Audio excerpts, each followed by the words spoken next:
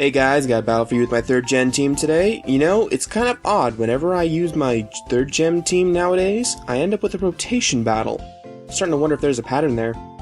Anywho, make sure you guys stick to the end of the battle, because I'll be doing another poke analysis, and let's get into it. Today's battle is against Magnusmistro, who I met on the Smog on Wifi-Battle Finder as I was looking for a Little Cup battle. However, he popped up and said, hey, you know what, let's switch it up and go for a rotation battle. And I'm like, oh, alright, sure. So, I'm going to lead off with my Dreidel, my Little Reaper, and my Doorless as he sends out his Duskull, Chimchar, and Fungus. First turn I go for the Protect. I actually missed what he set up. And after that, I'm going to go for the Trick Room. He's going to switch into his Chimchar as I go for a Shadow Sneak, trying to break that Duskull sub, as he goes for Stealth Rocks, which is kind of odd in a rotation battle. So now I'm going to go for Crunch, which is going to do a lot of damage, but unfortunately he's going to Spore my Trapinch, which is going to get put to sleep, and now I have my best sweeper on this team is down. So I'm going to switch into my Dynamite as he goes into his Duskull. Icy Wind is going to do a lot of damage, but I'm going to be able to survive a 2-hit KO.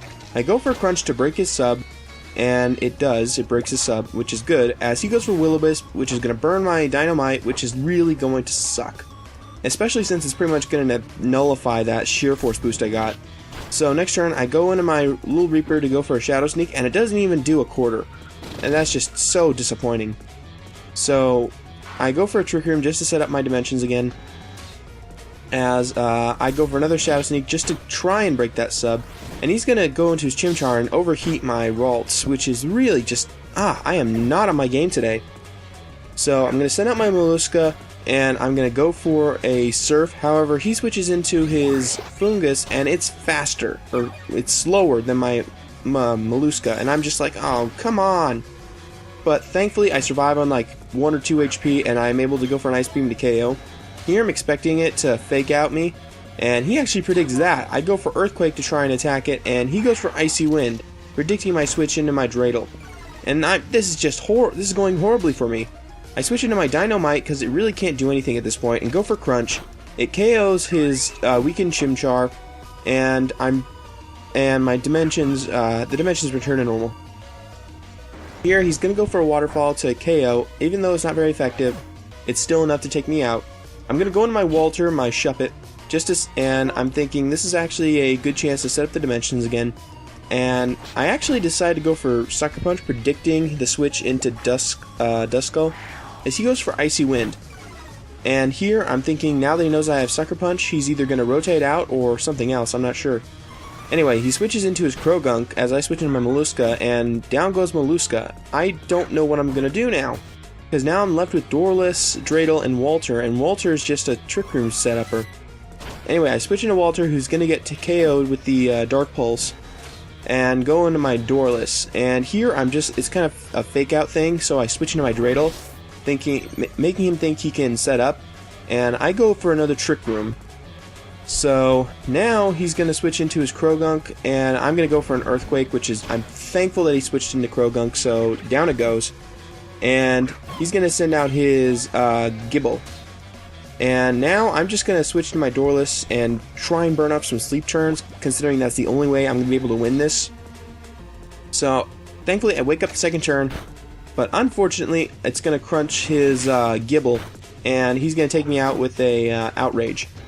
So next turn, going to go for an Earthquake, going to take it out, and that's pretty much the end of the battle at this point. I mean, he can just switch, the dimensions return to normal, and he can just switch in and KO with a Waterfall, which is exactly what he does. So down goes Dreidel, and that's the end of the battle. Thanks for that battle, Magnusmistro. I hope we can have a rematch sometime. Okay, so without further ado, let's get to the talk of the day. Today's talk of the day, we're going to be doing some poke analysis. Today's poke analysis is going to be on Growlithe. Here is the Smog On set for Growlithe. It has Intimidate with a Choice Scarf or Choice Band, a Jolly Nature with EVs of 76 HP, 196 attack, 36 special defense, and 196 speed, and a moveset of Flare Blitz, Close Combat, Wild Charge, and Toxic. Now, if you ask me, this is actually a fairly balanced set. I mean, I don't see anything wrong with this set, except for getting locked in with Choice Band, Choice Scarf, etc. And the fact that it needs to lock itself into Toxic to do damage to Pokemon like Chinchou. It's a good set, but I think it could be improved. So let's go ahead and look at the set I made based off of it.